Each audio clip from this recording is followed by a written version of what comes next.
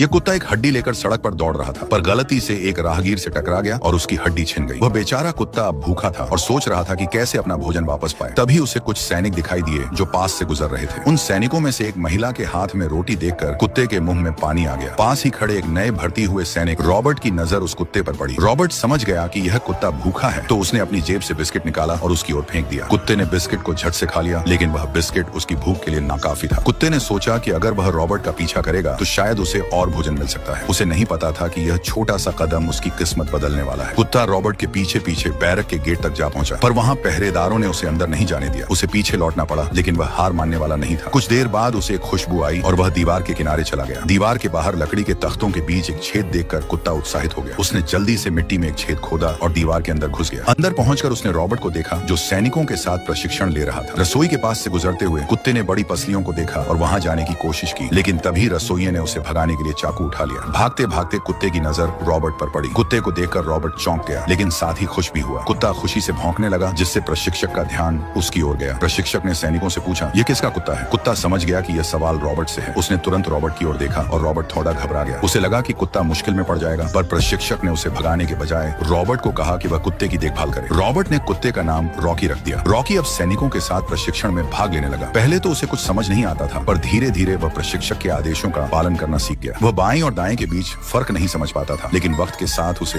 यह भी समझ में आ गया। वह अब पूरी गंभीरता से प्रशिक्षण में हिस्सा लेने लगा और बाकी सैनिकों से पीछे नहीं रहता था। सैनिकों के साथ अब वह बैरक का हिस्सा बन चुका था। धीरे धीरे रॉकी ने खुद को सबका चहेता बना लिया और अब वह सभी का साथी बन गया। एक दिन जनरल बैरक का निरीक्षण करने आया। उसने रॉकी को देखा और नाराज होकर कहा, यह एक सैनिकों का शिविर है या चिड़ियाघर? उसने गुस्से में पूछा कि यह कुत्ता कहां से आया? रॉबर्ट ने बिना किसी हिचकिचाहट के कहा, यह मेरा कुत्ता है जनरल, और उसने कुत्ते के प्रति अपना स्नेह जाहिर करने के लिए सलामी दी। रॉकी ने भी जनरल को सलामी दी। रॉकी की समझदारी देखकर जनरल का गुस्सा ठंडा हो गया। उसने रॉकी को बैरक में रहने की अनुमति दे दी और उसे सैनिकों का शुभंकर घोषित कर दिया। कुछ महीनों बाद सैनिकों को मोर्चे पर जाने का आदेश मिला। रॉकी भी रॉबर्ट के साथ युद्ध के मैदान में पहुंच गया। युद्ध का माहौल बेहद डरावना था। चारों ओर मौत का साया था। रॉबर्ट थोड़ा डरा हुआ था, लेकिन रॉकी के साथ होने से उसे कुछ हिम्मत मिली। जल्द ही दुश्मन ने हमला किया। रॉकी ने अपनी सूंघने की ताकत से दुश्मन के इरादों को भांप लिया और रॉबर्ट को सावधान किया। रॉकी ने अपनी वफादारी से कई सैनिकों की जान बचाई, खासकर तब जब दुश्मन ने जहरीली गैस का इस्तेमाल किया। रॉकी की समझदारी और हिम्मत ने सभी को सुरक्षित बचा लिया। एक बार जब दुश्मन ने एक ग्रेनेड फेंका तो वह रॉबर्ट के साथी के पास गिरा। रॉकी ने बिना किसी डर के दौड़कर ग्रेनेड को दूर फेंक दिया, पर इस बहादुरी के दौरान वह गंभीर रूप से घायल हो गया। उसे तुरंत अस्पताल ले जाया गया। अस्पताल में कई महीने बिताने के बाद रॉकी की तबीयत में सुधार हुआ, लेकिन उसे रॉबर्ट की याद बहुत सताने लगी। उसने अस्पताल से भागकर रॉबर्ट को ढूंढने की कोशिश की। पुराने शिविर में पहुंचकर उसे वहां कुछ नहीं मिला, सिर्फ खंडहर थे। लेकिन रॉकी ने हार नहीं मानी। वह अपने घायल शरीर के साथ रॉबर्ट की खोज में जुट गया। उधर रॉबर्ट की हालत भी गंभीर थी। उसे इन्फ्लुएंजा हो गया था और